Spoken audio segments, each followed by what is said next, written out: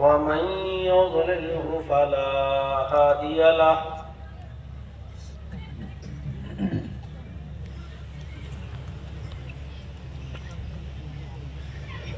وأشهد أن لا إله إلا الله وحده لا شريك له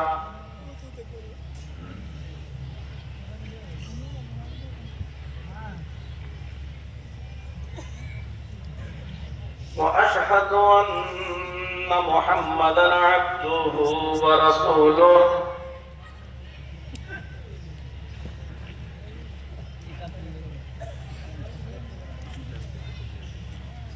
أما بعد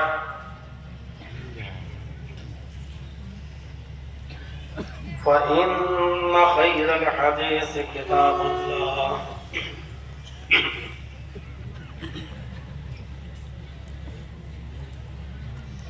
وخير الهدي هدي محمد صلى الله عليه وسلم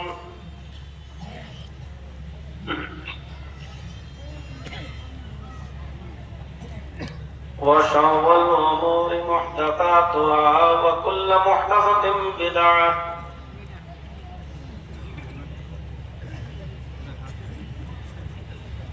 وكل بدعة ضلالة وكل ضلالة في النار.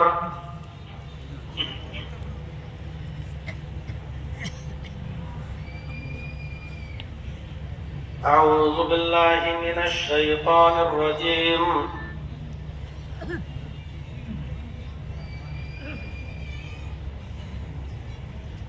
بسم الله الرحمن الرحيم.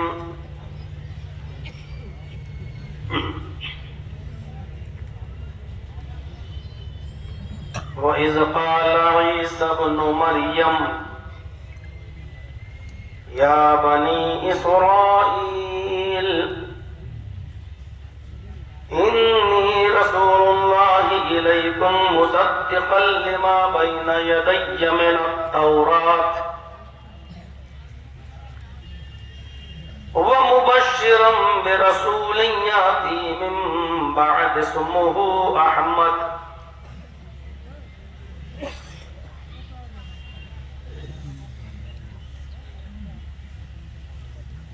وعن جبير بن مطعم رضي الله تعالى عنه قال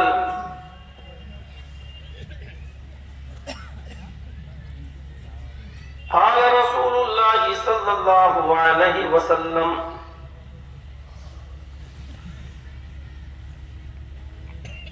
إن لي أسماء أنا محمد وأنا أحمد وأنا الماحي يمحو الله بي الكفر وأنا الحاشر يحشر الناس على قدمي يوم القيامة وأنا العاقب والعاقب الذي ليس بعده نبي. رواه مسلم في كتاب الفضائل. رب اشرح لي صدري ويسر لي أمري واحلل عقدة من لساني يفقهوا قولي.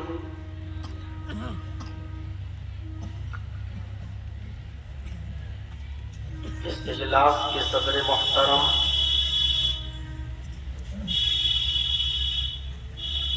اس اجلاس کے ناظم محترم اسٹیج پر بیٹھے ہوئے مؤقر علماء کرام اور علاقے کی چہیتی اور محبوب شخصیتیں،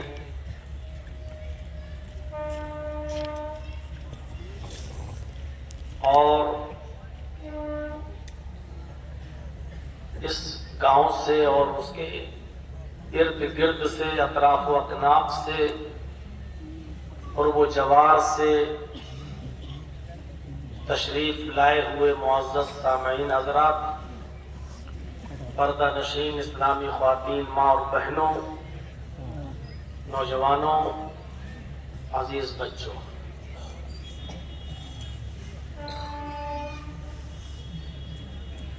اللہ رب العالمین کا بہت بڑا شکر ہے، اس کا احسان ہے ہمارے اور آپ کے اوپر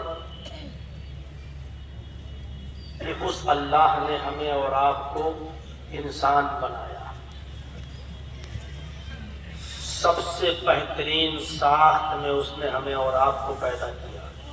لقد خلقنا الانسان فی احسن تقویم۔ اور پھر یہیں پر اس نے بس نہیں کیا، اس نے ہمیں اور آپ کو مسلمان بنایا، اس نے ہمیں اور آپ کو اسلام کی دولت سے مالا مال کیا، اس نے ہمیں ایک ایسی کتاب عطا فرمائی جو رہتی دنیا تک اور قیامت کی صبح تک ہماری رہنمائی کرتی رہے گی، اور کائنات کی کوئی بھی طاقت اور ساری سیغونی اور سلجوقی طاقتیں مل کر بھی اگر اس کتاب کو مٹانا چاہیں گی تو اس کتاب کو مٹانا تو دور، اس کتاب کے ایک حرف اور ایک نقطے کو بھی مٹانے کی جرات نہیں کر سکتی۔ اس نے ہمیں وہ ایک انٹرنیشنل، ایک بین الاقوامی کتاب عطا فرمائی قرآن کریم کی شکل میں۔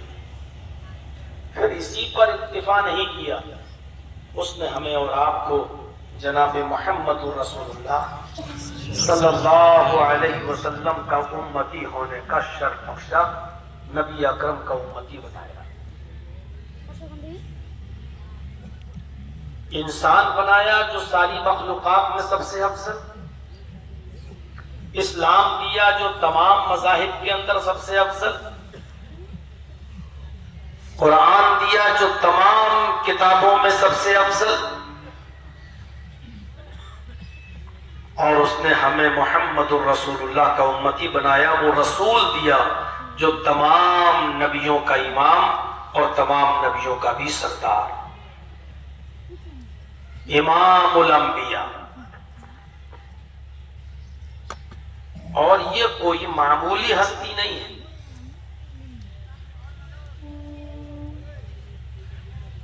معمولی شخصیت نہیں ہے۔ نبی اکرم کی اہمیت کا اور آپ کے بڑے ہونے کا سب سے بڑا ثبوت یہ ہے اور سب سے بڑی دلیل یہ ہے کہ اللہ تعالیٰ نے اپنی کسی بھی نعمت کو جب دنیا میں اتارا تو اس نے کسی بھی نعمت کو دیتے ہوئے احسان نہیں جتایا۔ ہمیں اور آپ کو سب سے زیادہ سخت ضرورت ہوتی ہے ہوا کی۔ آدمی بغیر ہوا کے جیوت نہیں رہ سکتا۔ زمین میں ہو تب بھی ہوا چاہیے، فضا میں اڑ رہا ہو، ہوائی جہاز میں ہو تب بھی اس کو آکسیجن چاہیے، ماں کے پیٹ میں بھی اگر ہے تب بھی اس کو آکسیجن چاہیے۔ بغیر ہوا کے اور بغیر آکسیجن کے انسان زندہ نہیں رہ سکتا۔ اللہ نے ہوا کتنی وافر مقدار میں اور کتنی کثیر تعداد میں چلائی ہے، لیکن اللہ نے یہ نہیں کہا کہ میرے بندو میں نے تمہیں جو ہوا دی ہے میرا احسان ہے یہ تمہارے اوپر۔ اللہ نے یہ نہیں کہا۔ آسمان سے بارش برسائی، کتنی بڑی نعمت ہے بارش۔ ایک سال بارش نہ ہو تو لوگ نماز استسقاء کے لیے نکل جاتے ہیں، چلو نماز پڑھیں، چلو اللہ سے دعا کریں، ضرور ہمارے کسی گناہ کی سزا مل رہی ہے۔ اور سرکاری پانی سے کھیتوں کو سینچنا کتنا مہنگا ہو جاتا ہے۔ کچھ علاقوں کو سوکھا گھوشت کرنا پڑتا ہے۔ غور کیجیے اللہ نے کتنی کثیر تعداد میں پانی کو پیدا کیا اور ہمیں اور آپ کو دیا، لیکن یہ نہیں کہا کہ میرے بندوں میں نے تمہیں پانی دیا ہے، یہ بہت بڑا احسان کیا ہے۔ یہ زمین جس کی چھاتی پر ہم اور آپ سوار ہیں، آپ بیٹھے ہیں، اسی زمین سے اناج پیدا ہوتا ہے، اسی زمین پر ہمارے گھر اور مکانات اور بلڈنگیں تعمیر ہوتی ہیں، اسی زمین پر ہماری فیکٹریاں بنتی ہیں۔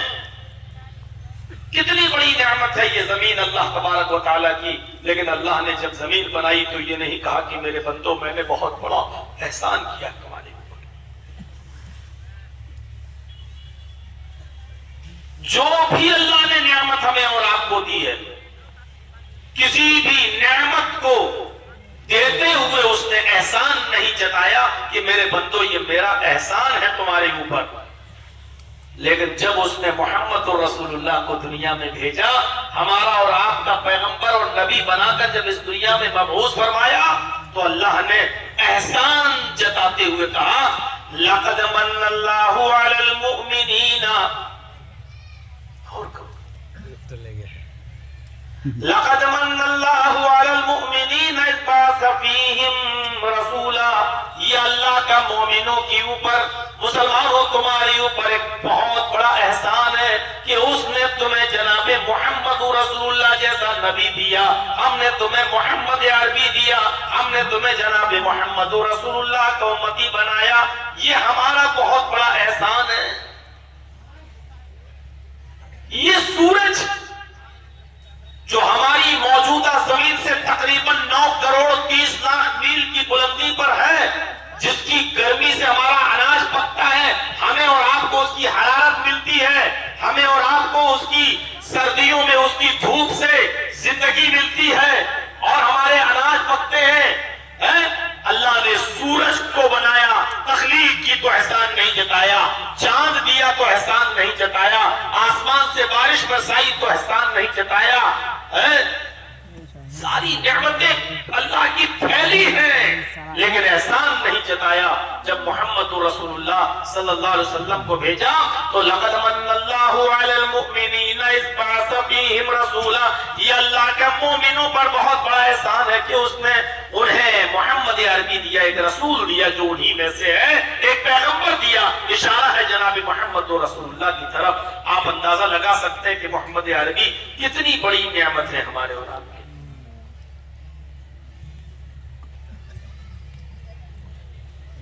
اور ایک اور طریقے سے سوچئے، اللہ نے ہمیں ان چیزوں کا محتاج بنایا، لیکن ان چیزوں کو کسی کا محتاج نہیں بنایا۔ دنیا کا قاعدہ ہے کہ احتیاج طرفین سے ہوتا ہے۔ ہم دھوبی کے محتاج ہیں کہ وہ ہمارے کپڑے دھوئے، تو دھوبی ہمارا بھی محتاج ہے کہ وہ ہم سے پیسے لے۔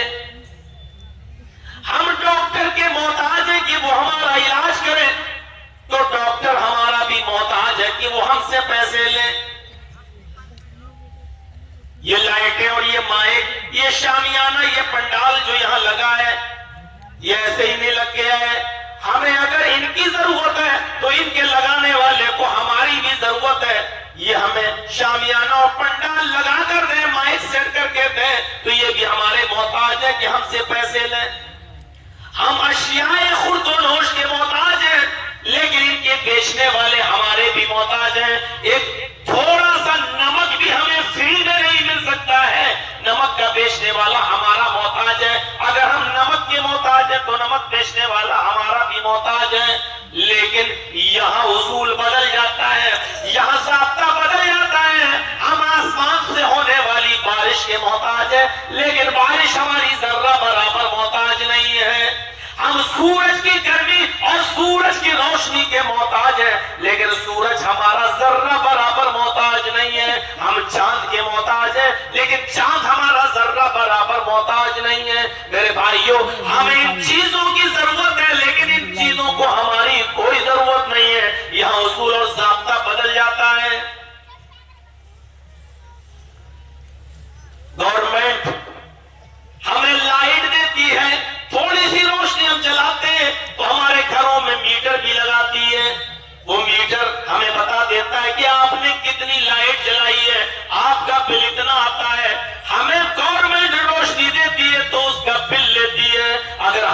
साइड से पंखा चलाकर थोड़ी सी हवा हासिल करते हैं, कूलर एयर कंडीशन चलाते हैं, तो उसका बिल हमें पे करना होता है। अगर हम अपने खेतों को सरकारी पानी दें तो गवर्नमेंट को उसका टैक्स देना पड़ता है। लेकिन गौर करो, अल्लाह ने इतनी वापर मिकदार में पानी बरसाया लेकिन उसने हमसे कोई टैक्स नहीं लिया। अल्लाह ने इतनी कसीर मिकदार में हवा चलाई, उसने हमसे कोई टैक्स नहीं लिया। हमें सूरज की 9 करोड़ 30 लाख मील की बुलंदी से मिलने वाली रोशनी जो 1 करोड़ 40 लाख डिग्री सेंटीग्रेड से गर्मी हमें मिलती है, मेरे भाई उस पर अल्लाह रब्बुल आलमीन ने हमसे कोई टैक्स नहीं मांगा। अगर इन तमाम चीजों के बदले में अगर मुतालबा किया है तो सिर्फ कितना मुतालबा किया है कि वमा खलक़तुल जिन्ना वल इंसा इल्ला लियअबुदून। ऐ मेरे बंदे, ये तमाम नेमतें मैं तुझे दे रहा हूं, बदले में बस तू अपनी पेशानी, अपना सर जमीन पर रखकर मेरे गुलाम होने का और मुझे अपने मालिक होने का ऐलान कर दे। इस बात का इकरार कर ले के वाकई तू मेरा गुलाम है और तूने मुझे अपना मालिक मान लिया है। कितना सरकश और कितना कमीना होगा वो इंसान जो इन तमाम नेमतों को हासिल करने के बाद भी अल्लाह के सामने सर झुकाकर अपने आप को अल्लाह का गुलाम होना तस्लीम नहीं कर रहा है, अल्लाह का अपने आप को गुलाम मानना गवारा नहीं कर रहा है। गोया कि वो अल्लाह के सामने अकड़ के खड़ा है कि अल्लाह तेरी नेमतें हैं मिल रही, जाओ, नहीं करेंगे तुझे सजदा तो क्या कर लेगा मेरा। गोया कि हम अल्लाह के सामने सजदा करके इकरार करने के लिए तैयार नहीं है कि तू मेरा मालिक और मैं तेरा गुलाम हूं। मेरे भाइयों, उस इंसान को कितना सरकश माना जाए और किस हद तक गिरा हुआ इंसान माना जाए। सोचिए, हम चाहते तो कुछ और भी कह सकते थे, लेकिन